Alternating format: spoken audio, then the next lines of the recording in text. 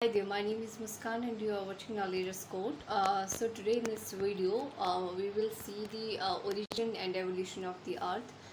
This is the second part of the chapter number second of Geography of India, जो कि हमारी book है 11th class की Geography NCERT. उससे जो सेकंड चैप्टर है उसका सेकंड वीडियो है और इस वीडियो में we will end the chapter, right everyone?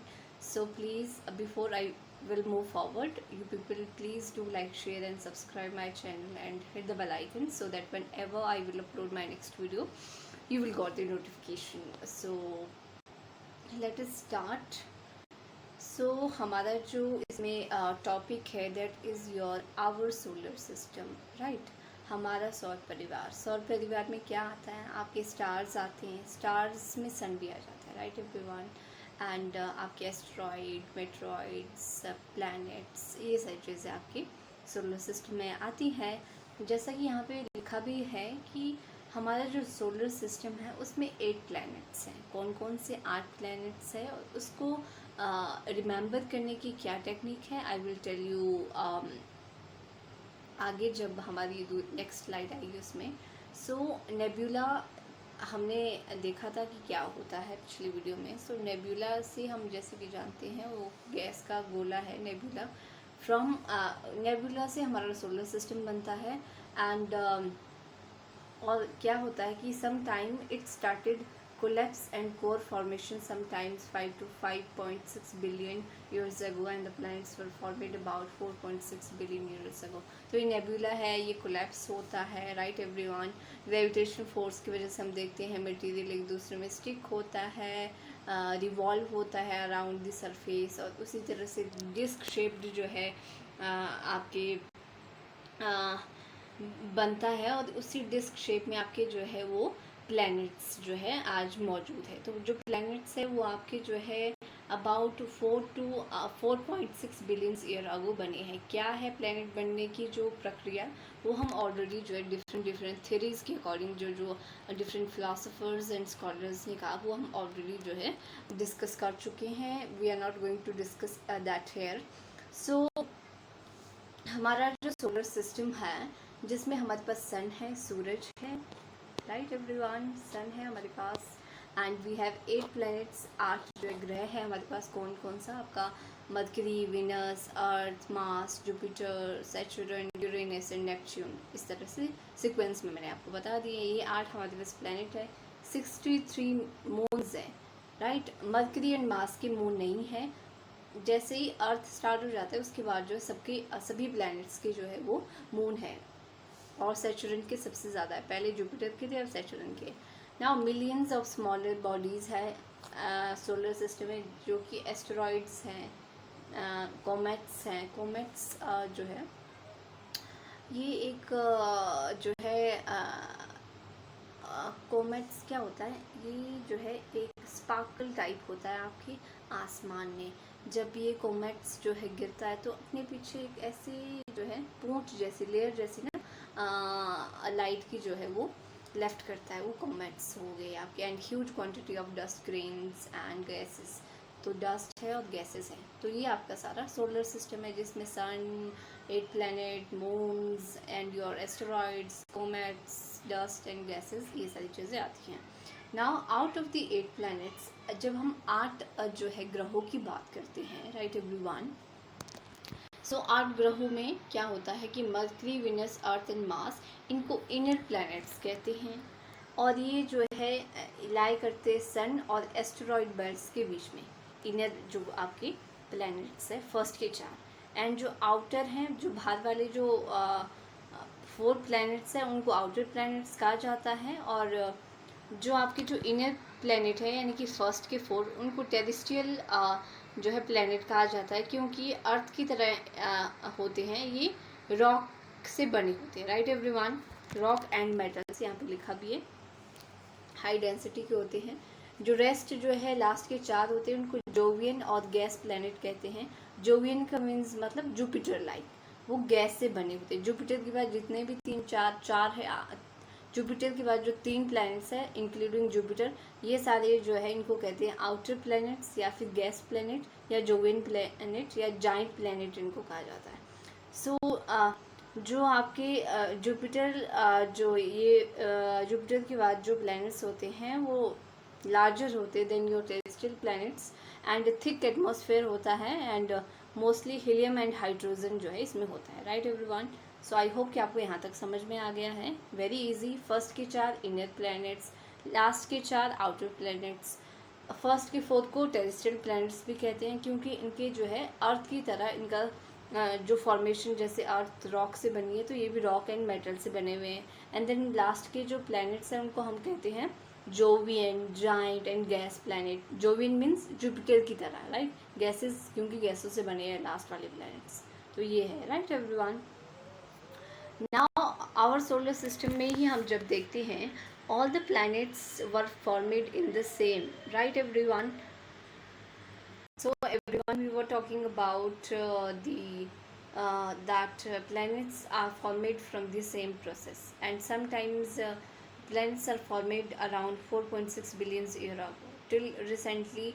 जो प्लूटो है अगर हम देखें तो that is the 9 planets before, जो है हमारा 9th प्लैनेट था 2006 और 7 से पहले, बट 2006 या फिर 7 के बाद अराउंड इसको जो है वो ड्वार्फ प्लैनेट जो है घोषित करा जो आपका इंटरनेशनल एस्ट्रोनॉमिकल यूनियन था उसके द्वारा।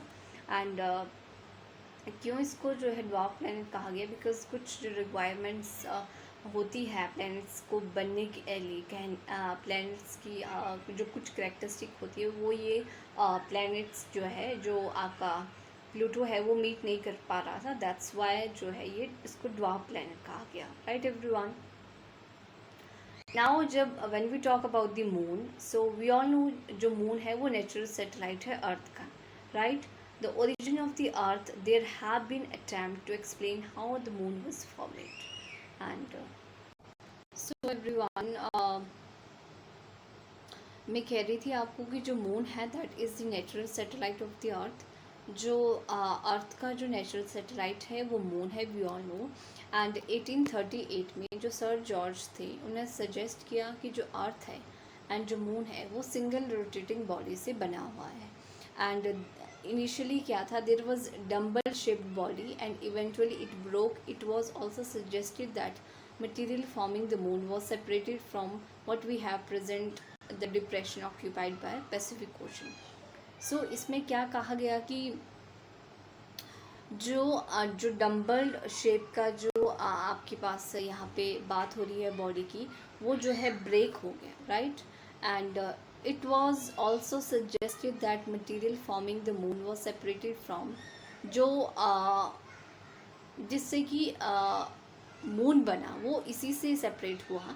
एंड प्रेजेंट टाइम में जहाँ पे डिप्रेशन था उस वक्त जहाँ से ये चला गया, यानी कि अर्थ के सरफेस में जो पैसिफिक ओशन वाला जो पार्ट है वहाँ से जो सरफेस, वहाँ से जो पार्ट गया स्पेस में वो मून है, और वहाँ पे डिप्रेशन क्रिएट हो गया और वहाँ पे आज जो है पैसिफिक ओशन है। कहने का ये सिंपल मतलब है।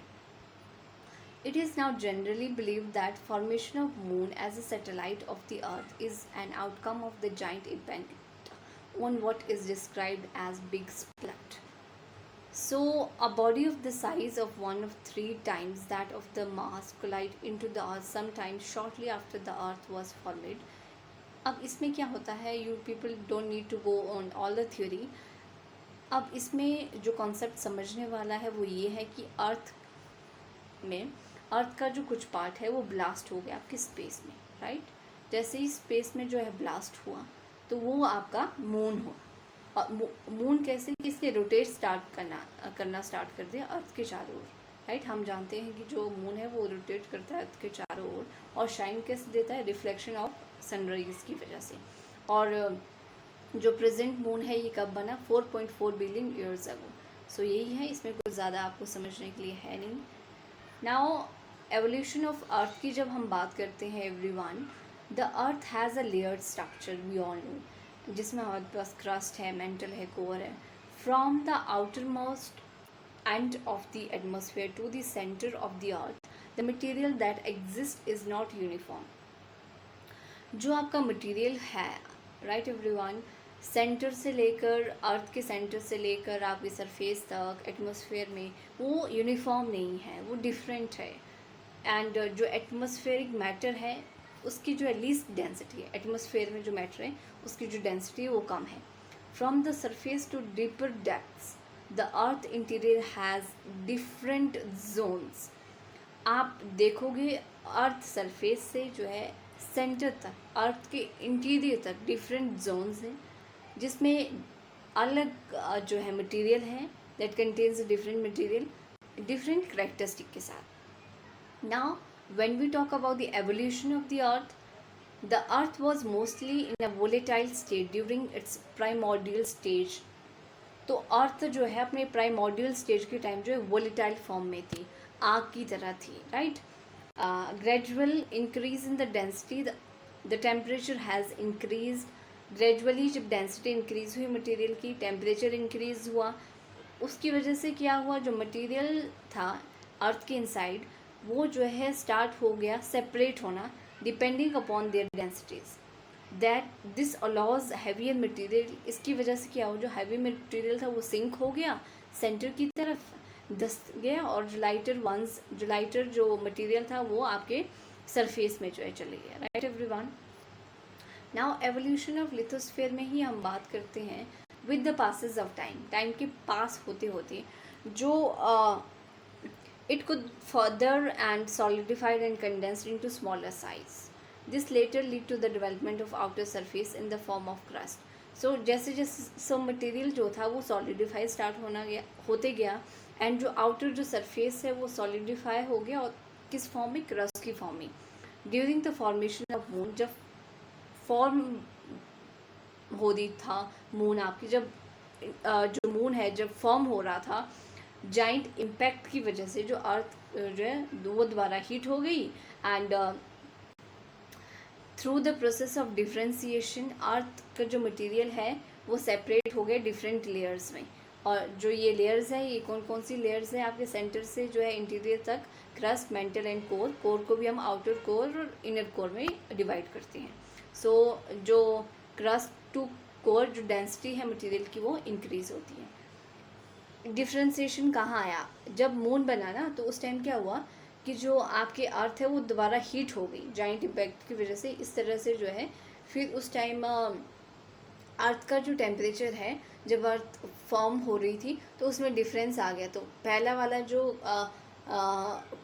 फर्स्ट वाला जो आपका लेयर है तो क्रस्ट वो रॉक रह गया, बीच वाला लिक्विड एंड देन सॉलिड, इस तरह से, right. Now let us talk about the evolution of the atmosphere and the hydrosphere.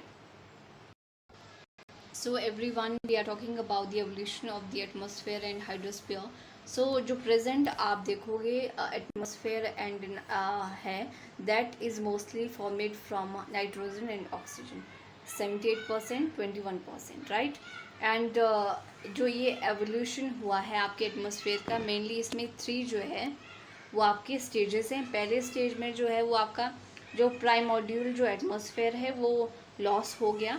Second stage में जो है जो अर्थ का जो इंटीरियर जो कि हॉट था उसने कंट्रीब्यूट किया एवोल्यूशन ऑफ एटमॉस्फेयर में। हाउ, जो हॉट जो इंटीरियर है अर्थ का उसने किस तरह से हेल्प किया एटमॉस्फेयर के एवोल्यूशन में, वो इस तरह से क्योंकि वोल्केनिक इरप्शन होते रहते थे। वोल्केनिक इरप्शन से जो gases, water vapours and particles, dust particles वो आपके एटमॉस्फेयर में चले जाते थे, और उस तरह से जो है एटमॉस्फेयर के एवोल्यूशन में हेल्प की आपके हॉट इंटीरियर ने। नाउ थर्ड स्टेज में क्या होता है, फोटोसिंथेसिस जो प्रोसेस है वो जो है आपके इवॉल्व हो गई, और जिसने जो है लिविंग वर्ल्ड को पॉसिबल बनाया एंड एटमॉस्फेयर को लिटिल बिट चेंज किया। नाउ जो अर्लियर एटमॉस्फेयर है उसमें हाइड्रोजन एंड हीलियम था, एंड वो जो है स्ट्रिप्ड ऑफ हो गया, जो है वैनिश हो गया, and it not happen only with the atmosphere of the earth, but ये जो है टेरेस्ट्रियल जो प्लैनेट्स है, जो फर्स्ट के 4 प्लैनेट्स हैं उनके एटमॉस्फेयर के साथ भी सेम घटना हुई। किसके इम्पैक्ट की वजह से, सोलर विंड्स की वजह से, right. Now evolution of the atmosphere में हम जब बात करते हैं आगे, सो जब कूल हुई आपके अर्थ गैसेस एंड वाटर वेपर जो रिलीज हुए थे सॉलिड जो इंटीरियर था अर्थ का, वहाँ से एवोल्यूशन स्टार्ट होगा। प्रेजेंट एटमॉस्फेयर का। एंड अर्लियर एटमॉस्फेयर में क्या था, water vapour, nitrogen, carbon dioxide, methane, ammonia and very little free oxygen. Through the process जिसमें जो है गैसेज जो है पोर्ड की जाती है इंटीरियर से जो है बाहर की तरफ, उसको हम कहते हैं degassing.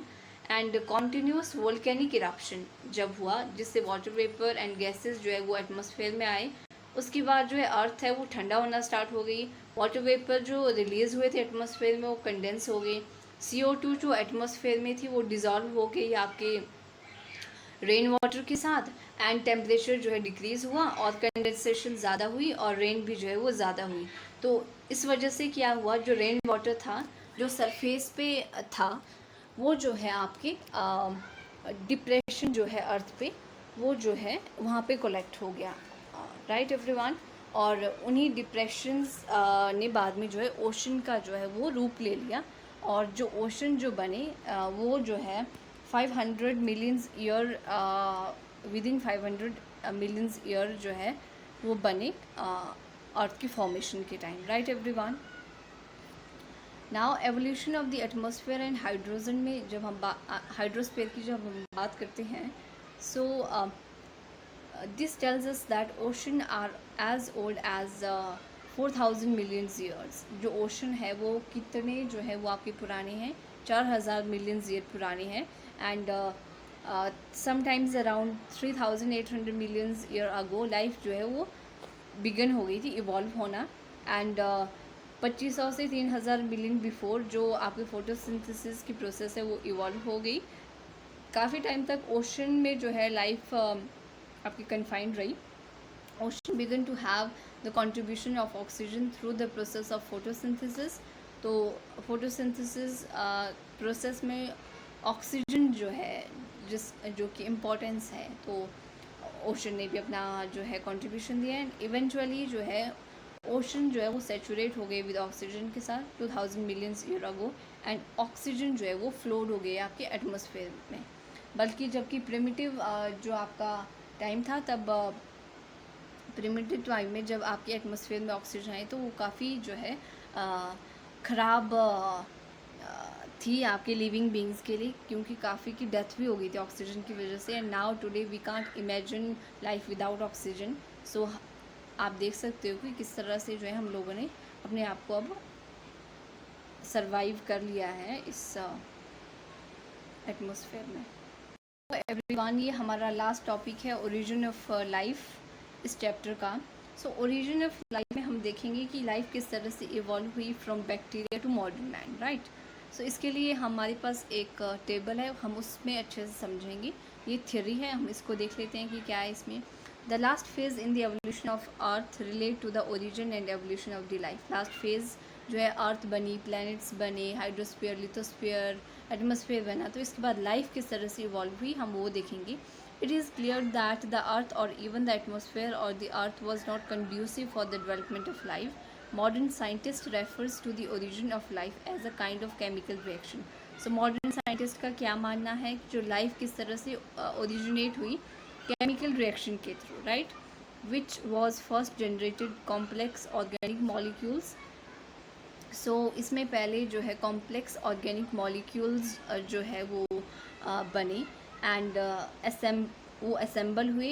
This assemblage was such that they could duplicate themselves, converting inanimate matter to living substance.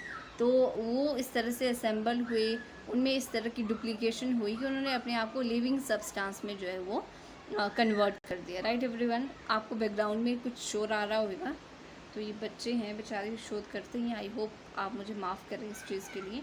Now the record of life that exists on the planet in different period found in rock.